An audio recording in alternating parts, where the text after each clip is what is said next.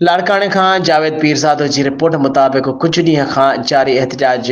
सिंध सरकार पारां नोटिस न वरितो वियो आहे, जंहिं करे आबका ज़िले लाड़काने पारां सेक्रेटरी इरिगेशन ज़रीफ इक़बाल खेड़ो ऐं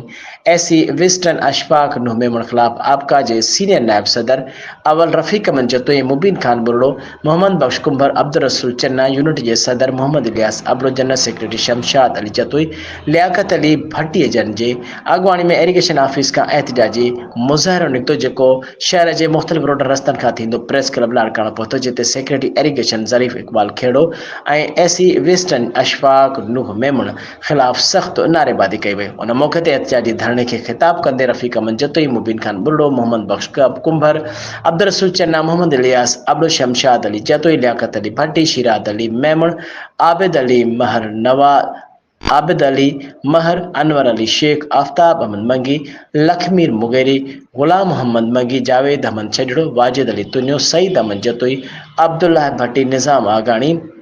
मुज़फ़र अली खोसो, महब अली तुन्यो, शाहिद अली जोखियो, वसीम अली जाकिरानी, फिदा हुसैन सरगानी, खालिद हुसैन चांडियो, फयाज हुसैन दायो, सिराज अली लाड़क, अल्ताफ खोसो, रज़ा मोहम्मद खोसो, एजाद अली मेमण, ज़ाहिद अली मंगी, मुहर्रम अली सांगी ऐं ॿियनि चयो त सेक्रेटरी इरिगेशन ज़रीफ इक़बाल खेड़ो, एसी विस्टन अशफाक नूह मेमण, बिलाजवाज़ जूनियर क्लार्क अब्दुल्ला भट्टीअ खे नौकरीअ मां बरतरफ़ करे मुलाज़िम दुश्मनी जो सबूत ॾिनो आहे ऐं सियासी सिफ़ारिशुनि ते जूनियर क्लार्क गुलनवाज़ लाड़क खे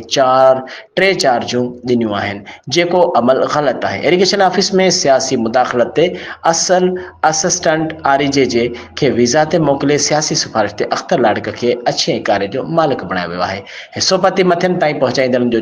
छाड़तो आहे ऐं असीं एमपीए फरियाद टालपरे इरिगेशन मिनिस्टर खे अपील था करियूं त सेक्रेटरी इरिगेशन ऐं एसी विस्टन खे हटायो वञे ऐं जूनियर क्लार्क अब्दुल्ला भट्टीअ खे नौकरीअ ते बहाल कयो वञे ऐं सियासी सिफ़ारिश ते जूनियर क्लार्क गुलनवाज़ लाड़क खां 3 चार्जूं वापसि कयूं वञनि, न त इंसाफ़ मिलण ताईं असां ही पुरअमन एहतजाज जारी रखंदासीं।